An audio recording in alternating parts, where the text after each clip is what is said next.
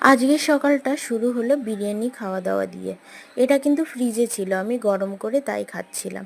আর এখানে খেতে বসে ঝমঝম করে বৃষ্টি চলে আসলো, চারিদিকে পুরো অন্ধকার। আর তো বর খুশি মনে বাজারে গিয়ে নিয়ে আসলো একটা হাঁস। কিন্তু হাঁসটাকে এত সুন্দর করে পরিষ্কার করে দিয়েছে দোকানদারটা, কি বলবো, একদম পুড়িয়ে একটুও লোম ছিল না। তো এখানে চুই ঝাল দিয়ে আজকে হাঁসের মাংস হবে। আমার বর কদিন ধরেই বলছিল এরকম সুন্দর ওয়েদার দেখে যে একটু হাঁসের মাংস খেতে মন চাচ্ছিল ওর। তো কি আর করা যাবে, আমার যত কষ্টই হোক বর খেতে চেয়েছে, আমি রান্না না করে দিয়ে পারি বলো। এখানে শিলে বেটে মশলা করে তারপর আমি মাংসটা রান্না করেছি। আর মাংসটা প্রায় হয়েও এসেছে, এখন গরম মশলা দিয়ে নামিয়ে নিলেই হয়ে যায়। তো ফাইনালি দেখো আমার রান্না কিন্তু রেডি হয়ে গেছে। তোমরা কে কে বর্ষার মধ্যে হাঁসের মাংস চই ঝাল দিয়ে খেতে পছন্দ করো আমাদের পরিবারের মতো?